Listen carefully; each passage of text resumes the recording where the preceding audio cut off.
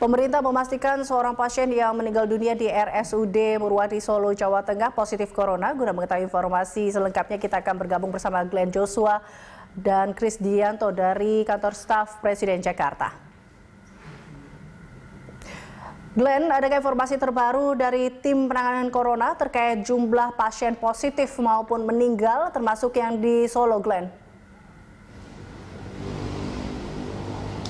Ya, Elisa, berdasarkan data terakhir yang saya dapatkan dan juga tadi disampaikan oleh Presiden Joko Widodo mengatakan bahwa per hari Kamis 12 Maret 2020 ataupun data terakhir yang dikeluarkan oleh pemerintah bahwa kasus positif corona di Indonesia yang dapat teridentifikasi oleh pemerintah berjumlah 34 kasus positif, di mana untuk jumlah korban meninggal yang juga positif corona hingga saat ini berjumlah 2 orang, termasuk yang tadi dikonfirmasi melalui pesan singkat oleh juru bicara penanganan virus corona, yaitu Ahmad Yuryanto, yang mengatakan bahwa hasil uji laboratorium dari satu pasien yang kemarin dirawat di RSUD di Murwadi positif corona dan juga kemarin meninggal di RSUD di Surakarta, Jawa Tengah tersebut. Sehingga saat ini dapat dipastikan bahwa ada 2 orang yang sudah meninggal, 1 orang yang di Solo dan juga 1 orang lagi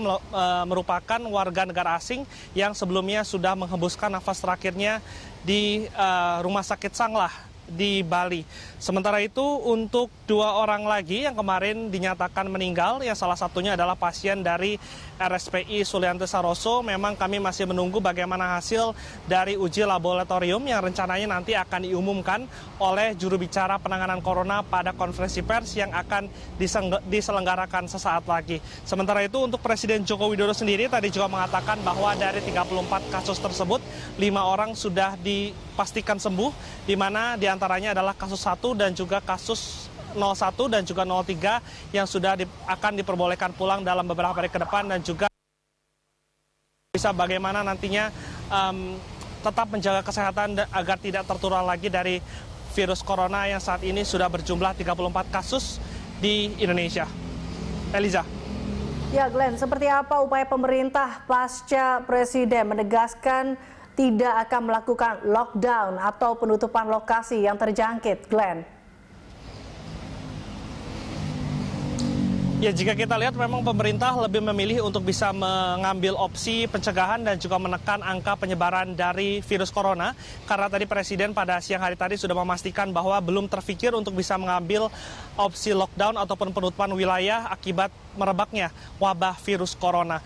Beberapa hal sudah dilakukan oleh pemerintah, salah satunya jika kita lihat agenda Presiden hari ini, di mana tadi pagi diawali dengan kunjungan ataupun inspeksi ke Masjid Istiqlal, di mana hari ini dilakukan pembersihan dengan penyemprotan disinfektan untuk bisa menekan ataupun mencegah penyebaran virus corona di Masjid Istiqlal. Di mana hal tersebut tidak hanya akan dilakukan di Masjid Istiqlal saja, melainkan nantinya akan dilakukan di sejumlah pusat keramaian seperti bandara, pelabuhan, dan juga di beberapa lokasi lainnya. Selanjutnya tadi siang setelah salat Jumat, Presiden Joko Widodo juga mengunjungi Bandara Soekarno-Hatta untuk bisa melakukan pengecekan terhadap pemeriksaan suhu tubuh dari penumpang pesawat yang datang dari luar negeri, di mana Presiden mengatakan bahwa untuk penumpang yang berasal dari 4 epicentrum ataupun pusat dari penyebaran virus corona, yaitu Tiongkok, Iran, Korea Selatan, dan juga Italia, memang dilakukan pengecekan 3 kali lebih banyak dibandingkan penumpang biasanya.